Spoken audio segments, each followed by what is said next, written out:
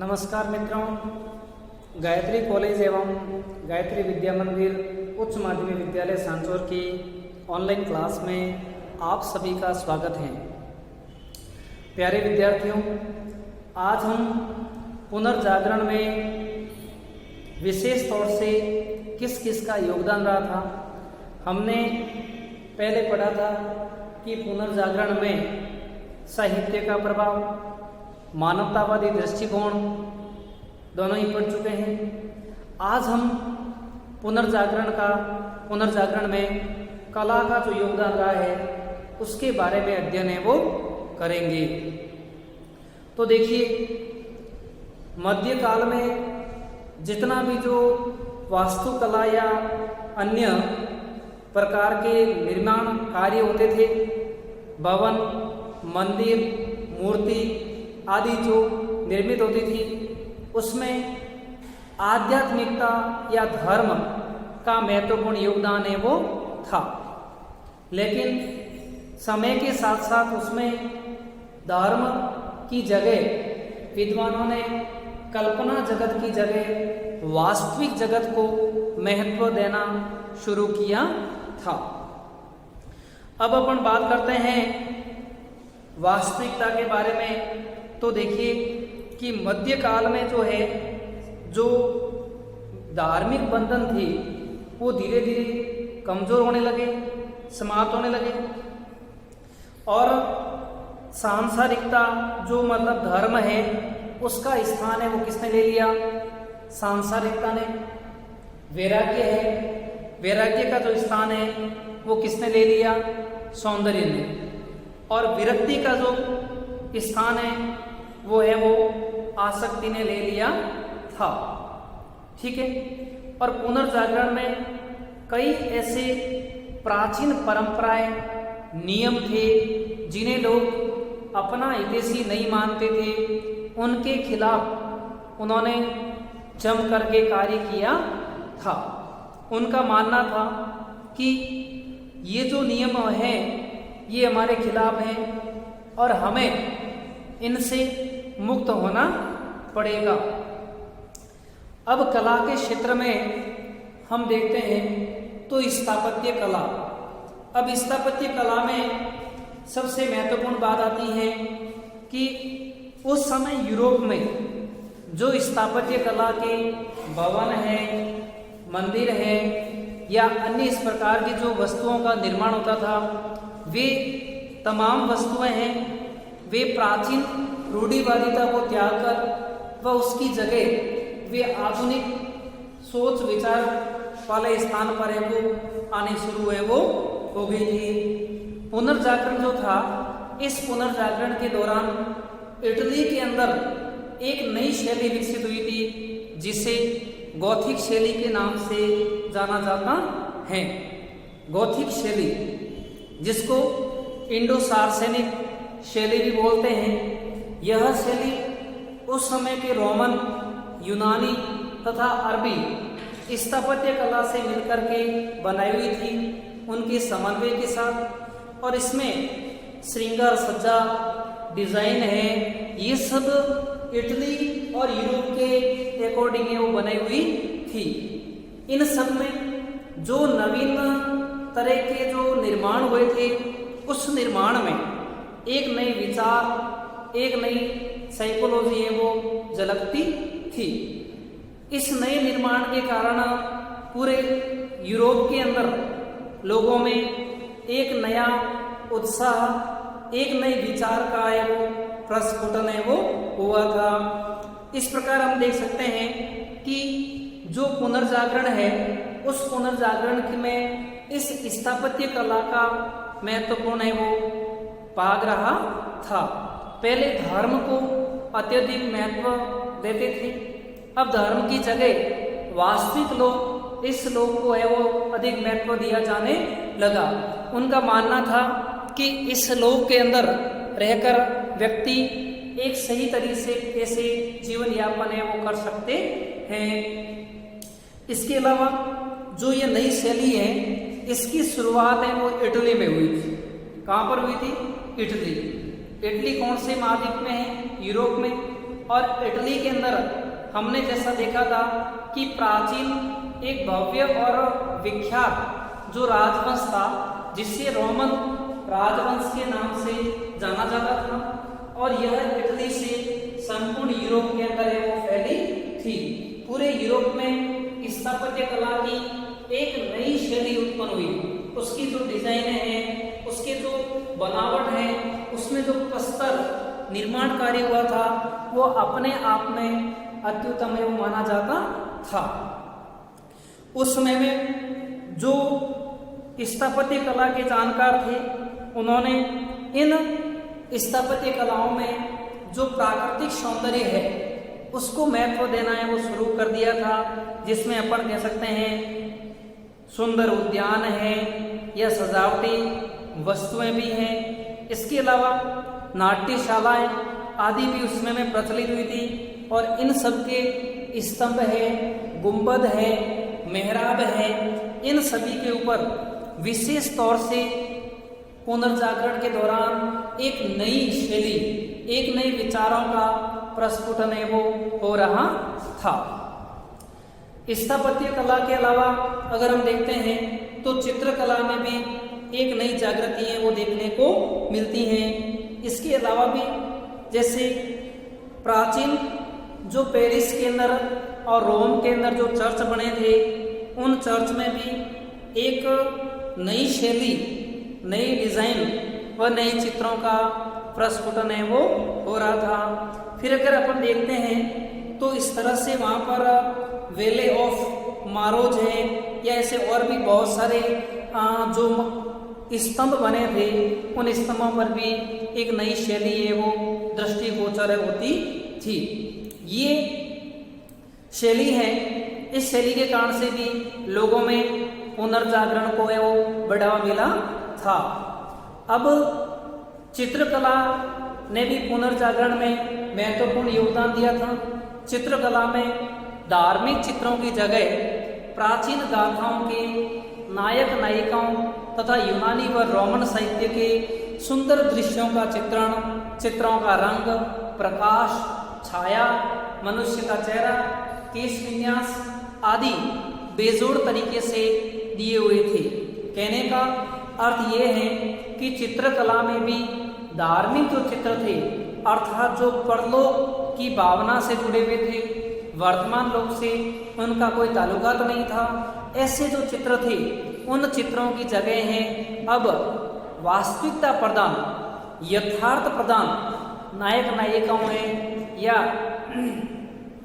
अन्य जो मतलब मनुष्य के हाव भाव और मनुष्य के चेहरे, मनुष्य का रूप, इस तरह से चित्रकारों ने दर्शाया था जिसमें एक आधुनिक दृश्य है वो आपस में झलकता हो।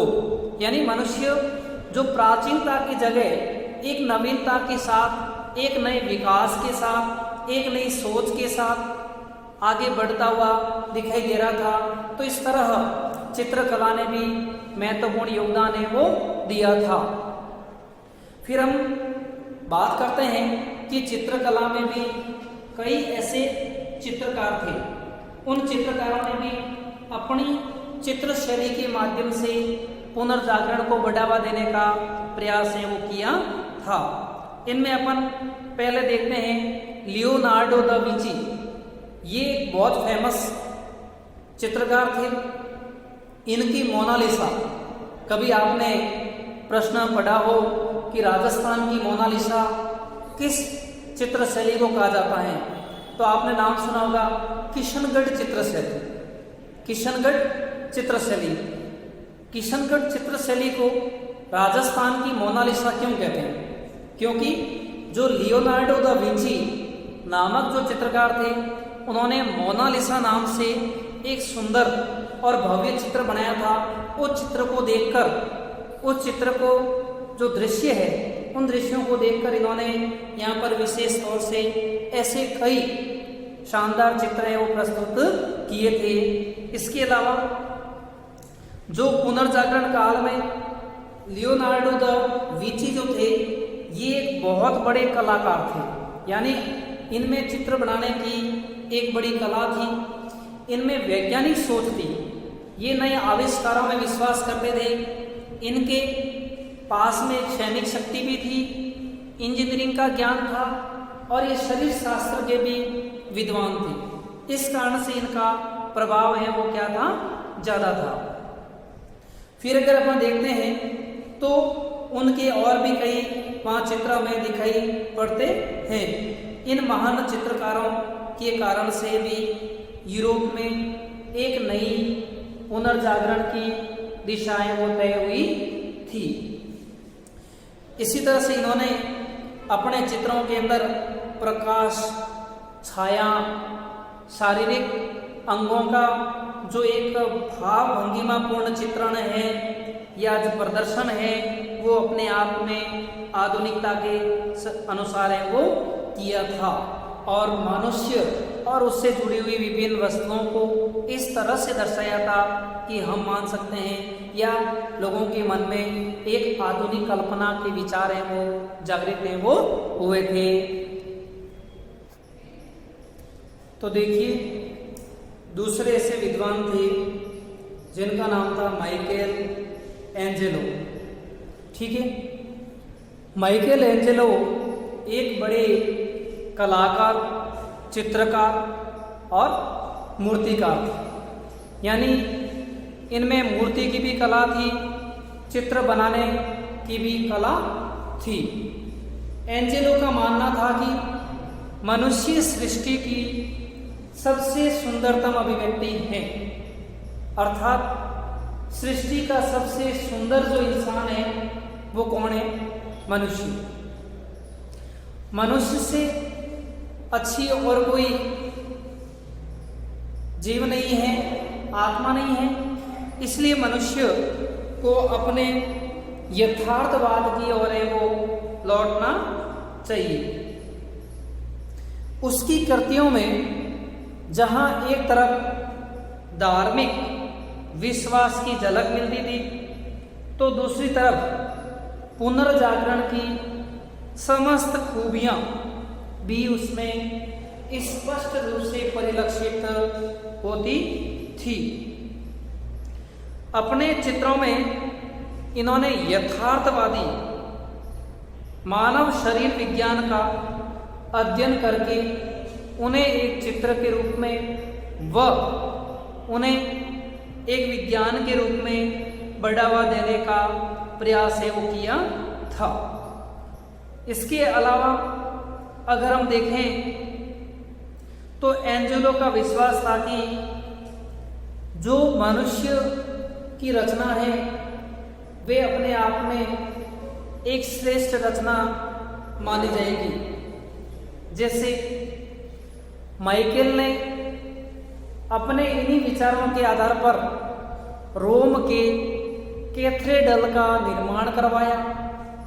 एंजेलो ने ठोस संगमरमर को तराश कर दाऊद और मूसा की विशाल सजीव मूर्तियां बनवाई, जिसमें उन्होंने दाऊद व मूसा की विशाल सजीव मूर्तियां बनाई। सिस्टाइन चैपेल यानी जो पोप का महल था के चित्र भी आधुनिक रूप से बनवाए और इसके अलावा उनका सबसे श्रेष्ठ चित्र है लास्ट जजमेंट, अंतिम निर्णय। ये चित्र निराशा व वेदना की अभिव्यक्ति करता है। दाऊद व मूसा की विशाल सजीव मूर्तियां बनाना, पोप का महल सिस्टाइन चैपेल के चित्र शानदार बनाना, ये तमाम ऐसे विचार थे, ऐसी सोच थी जिसके आधार पर माइकल एंजेलो एक आधुनिकवादी, पुनर्जागरणवादी विचार लोगों तक है वो पहुंचाने में कामयाब है वो हुए थे। इस तरह इनके अलावा राफेल हैं, राफेल सांति, इन्होंने भी अपने चित्र काफ़ी बनाए। ये कवि और वास्तुकार थे और इन्होंने भी कैथेड्रल की रूपरेखा तैयार की और कई भव्य एवं खूबसूरत चित्र हैं वो बनाए थे। वे सभी आधुनिकता का बोध कराते थे। राफेल के चित्रों में सजीवता, सुंदरता, मातृत्व और वात्सल्य प्रेम है वो झलकता है। अर्थात उन्होंने ऐसे चित्र बनाए जिसमें माँ पुत्र का वात्सल्य प्रेम, सुंदरत्व, मातृत्व प्रेम दर्शित होता हो। उसमें मैडोना और शिशु के 50 से भी अधिक चित्र बनाए, पेट्रोट तैयार किया। कोलोना मेडना नाम की उसकी चित्रित कृति, किसकी? राफेल की कोलोना मेडना नामक जो चित्र है बहुत प्रसिद्ध हुआ था, क्योंकि वह चित्र वात्सल्य प्रेम पर आधारित था। वात्सल्य प्रेम का मतलब है पुत्र और माता का प्रेम। तो इस तरह चित्रों का भी पुनर्जागरण में महत्वपूर्ण योगदान है वो रहा था। वास्तुकला के क्षेत्र में, चित्रकला के क्षेत्र में एक नई विचारधारा व शैली प्रस्फुटित हुई और उसी शैली के कारण से कई प्रकार के नए चित्र वो सामने आए थे, जिन्होंने पुनर्जागरण को बल दिया। Michael Angelo, Rafale, Leonardo da Vinci जैसे कई चित्रकार व वास्तुकारों ने अपना अहम योगदान है वो दिया था। Thank you.